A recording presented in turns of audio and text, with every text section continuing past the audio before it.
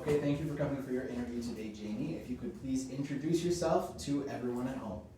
Well, Tyler, you pretty much already spilled the beans on that, but my name is Jamie, and I work here at Trapdoor Escape Room, the one in Bartonsville, not the New Jersey ones.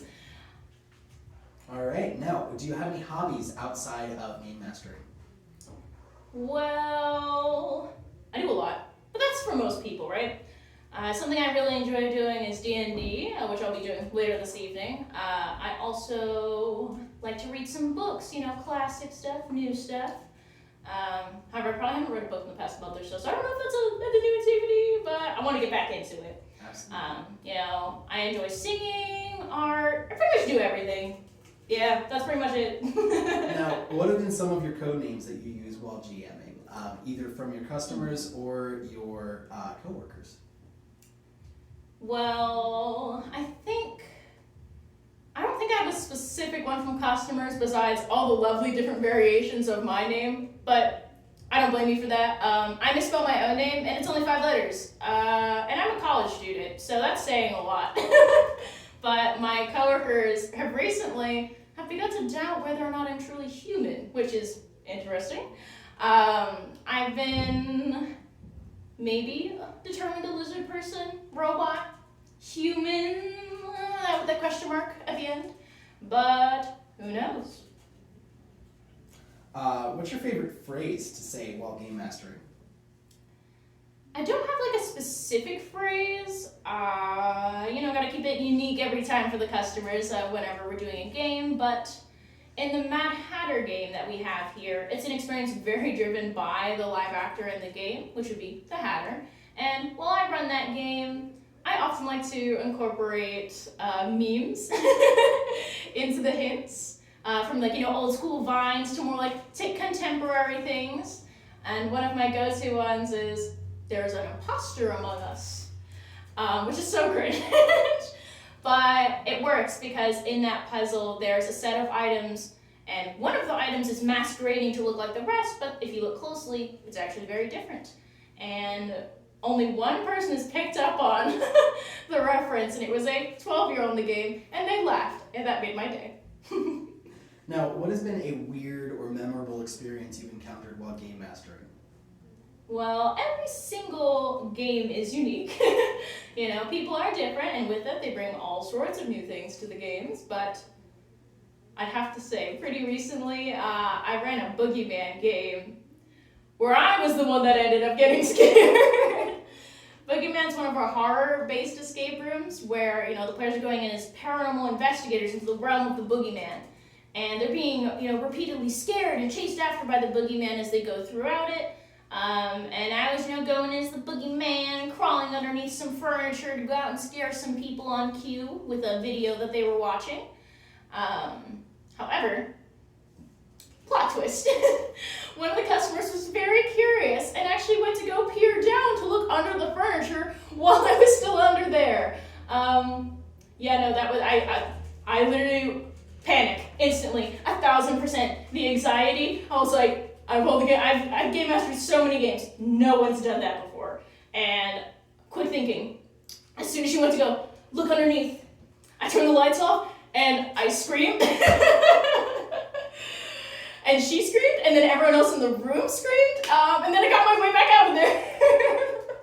When I got back to the GM station, it was funny because I was looking through the camera and they're like, "We could have sworn we heard another scream." And the rest of the people were like, no, there was no other scream. And that one person was like, "No, there was another voice."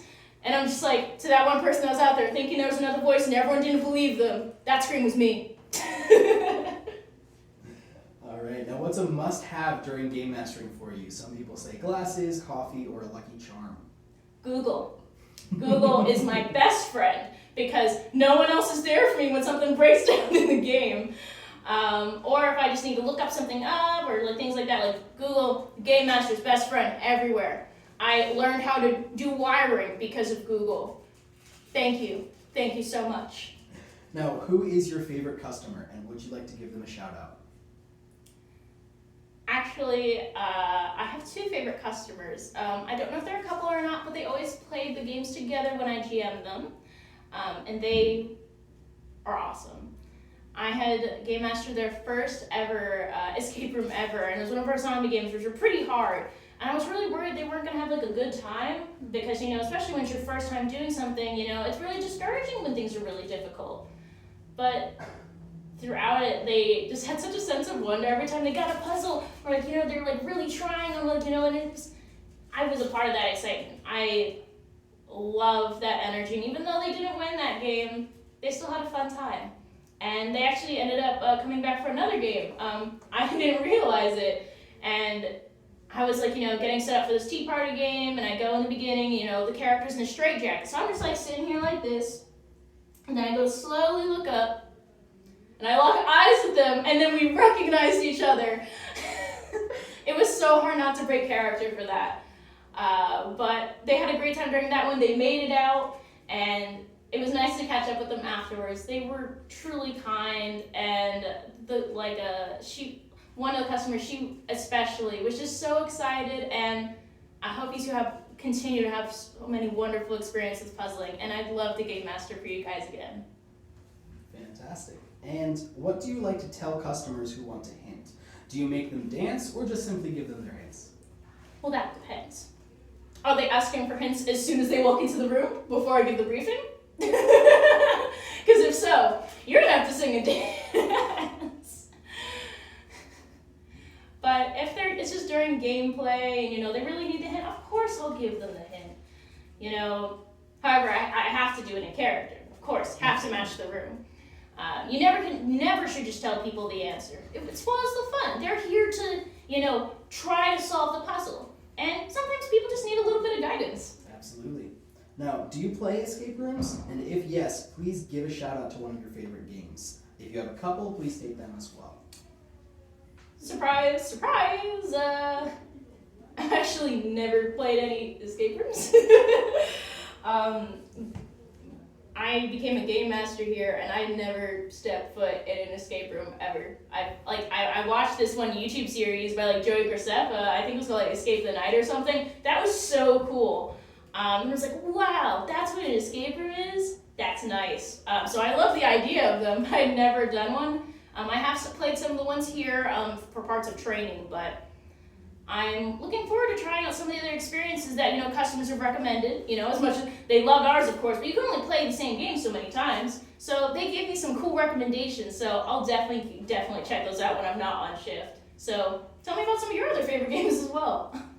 Now, what is your favorite part about game mastering?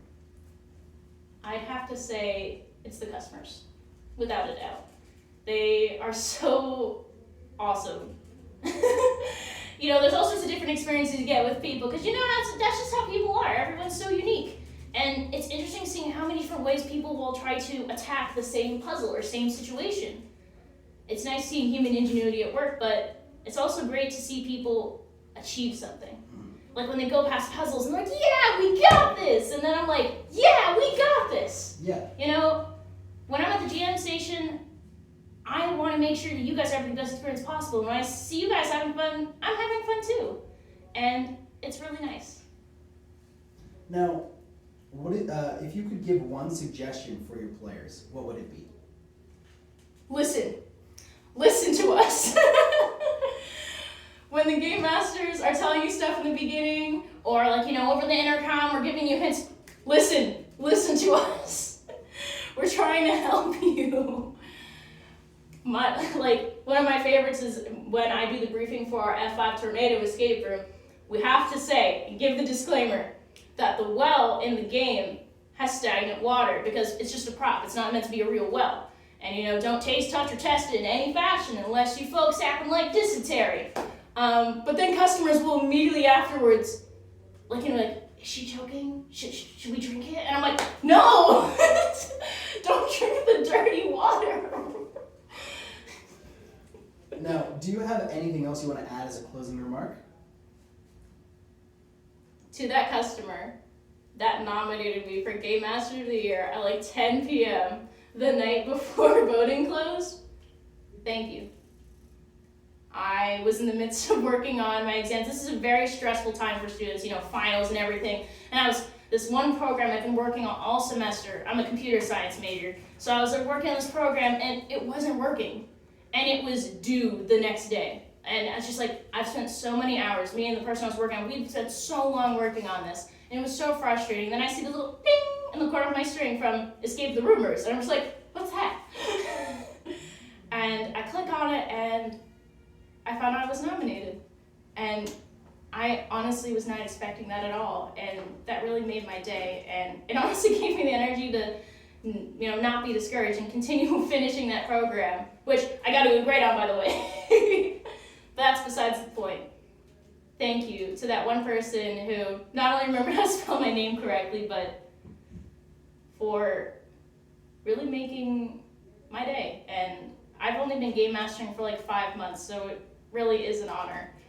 And, you know, the fact that I was able to make someone's experience that memorable, that not only did they have a great time, but they remembered me and how to spell my name.